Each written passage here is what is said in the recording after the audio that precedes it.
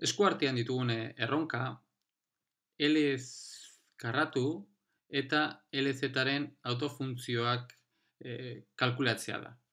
Lehenengo eta behin hasiko gara LZ-aren autofuntzioak eta autobalioak aztertzen, hala eta guztiz ere, interesantea da gauza batetaz ohartzea. Hementxe dauzkagun eragileak, L karratuari dagokion eragilea eta LZ-aren eragileak gogoratzen baduzue, R-ren independenteak dira. Orduan, autofuntzioak orokorrean, koordenatu esferikoetan, izango dugu R, tita eta firekiko menpekotasuna. Baina hementxe dauzkagun behagarri hauek R independenteak direnez, eta berez, hauekin lotutako ekuazio diferentzialak R-ekiko independenteak direnez, orduan hementxe daukagun R-ekiko menpekotasuna edozein bat izan daiteke. Hori dela eta, orokorrean, autofuntzioak izango dute R-ekiko ekarpena beste bi angeluen ekarpenarekin bananduta agertzen dana. Hori dela eta hauze orokorrean egin dezakegu. Hementxe daukagun R-ekiko menpekotasuna, uin funtzio hau, ekarpen hori, edozein bat izan daiteke. Ze edozein bat izan da, bi eragile hauen autofuntzioa izatea bete egingo duelako. Beraz, guri benetan arduratzen gaituena da zein den autofuntzio horiek duten baitita eta firekiko menpekotasuna. Hori dela eta guk zentratuko gara bi angelu hauen menpekotasuna aztertzen. Eta nolabait astuko dugu R-ekiko menpekotasuna. Hau zehaztuko dugu Hamiltondarren autofuntzioak izan behar direla ere aztertzen dugunean. Baina ordura arte gu zentratuko gara ekarpen honetan.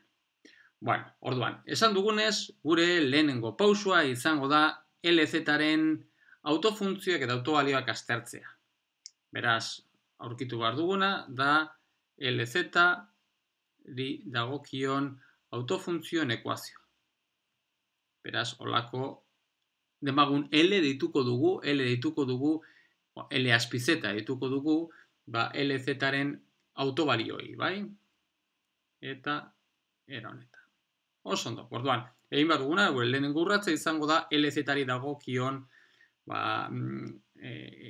behagarriekin ordezkatzea. Eta LZ-ari dagokion behagarria, adierazpen diferentziala, minusia h barra firekiko derivatu partziala dugu. Beraz, hau da daukagun ekuazio.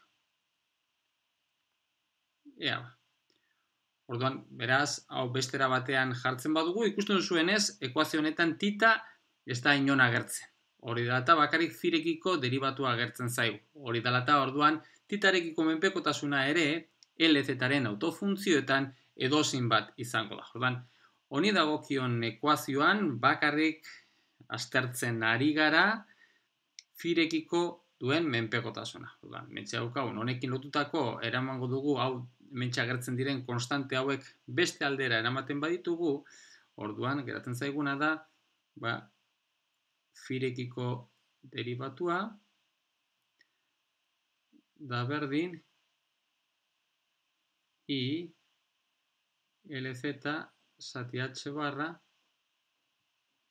orduan bider I.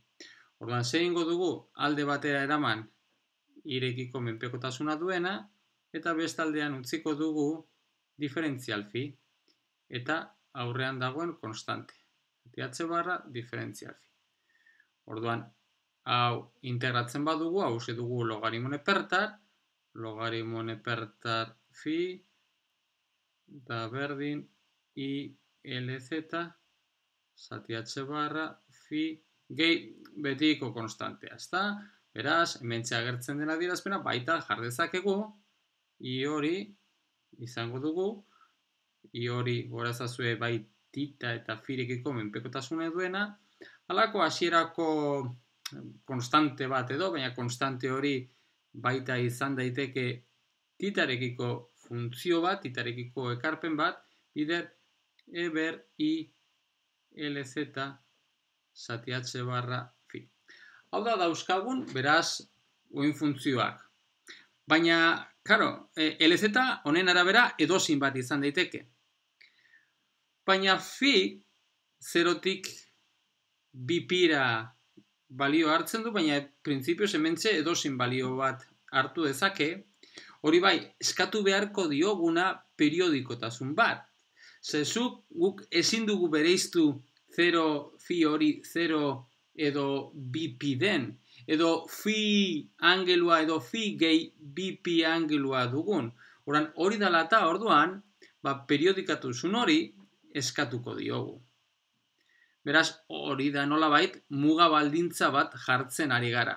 Eskatzen badiogu periodikotasun hori, hau da, hau berdin tita phi gehi pi pi, azken finean esan dugunengatik, guk ezin dugulako bereiztu phi angelua edo phi gehi bi pi dugun, orduan jartzen badugu, metik ateratzen dugun, metik ordezkatzen badugu, daukaguna da, tita, eber I LZ zati H barra phi, hause dugu ateratako uin funtzioa angelua phi gehi bi pi dugunean da LZ zati H barra, eta hementxe dugu phi gehi bi pi, eta beraz, bete behar dana, hemetik ateratzen dugun, honek inposatzen duen ondorengoa da.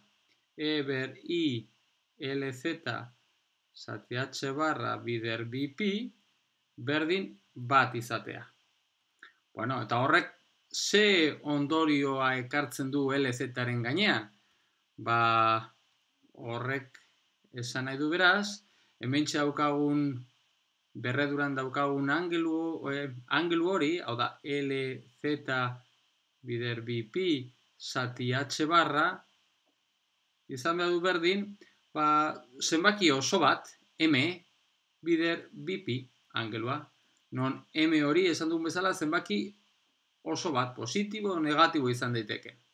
Beraz, bi pi eta bi pi simplifikatzen dira, beraz, honek inposatzen duen baldintza LZ-aren gainean ondorengoa da. LZ bat ezin da edozein bat izan, LZ-ara izan behar da, beraz, H barra gora ezazue momentu angeluaren unitateak dituela, H barraren multiploa izan behar du. Non M hori positibo o negatibo zenbaki osoa izan behar duen. Beraz, badakigu, hau da lortu dugu zeintzuk diren LZ-aren autobalioak. LZ-aren autobalioa ezin da edozein bat izan. LZ-aren balioak diskretoak dira. LZ, beraz, L momentu angeluaren ardatz batekiko, kasu honetan Z ardatzarekiko, baina beste edozein ardatzarekiko duen osagaia kuantizatuta dago. H barraren multiploa dugu. Eta zein da hauei dagozkien autofuntzioak? Hauek lortu ditugu, baina kasu honetan hauek dira azken finean, baina LZ honekin ordezkatu. Hau da, dauzkagun uin funtzioak dira, biderkatzen dago titarekiko menpekotasun edozein funtzioa, eta gero benetan interesantea dana da firekiko menpekotasuna ematen duena, ondorengoa da ber I M phi. Beraz, laburrean esan da, ber I M phi ditugu LZ-aren autofuntzioak eta hauei dagozkien autobalioak dira MH barra. Eta titarekiko menpekotasuna edozein bat izan daiteke. Orduan, karo, gure urrengo urratza, ja hause lortuta gero, izango da zehaztea zein izan behar den titarekiko menpekotasuna elekarratuaren autofuntzioa izateko ere.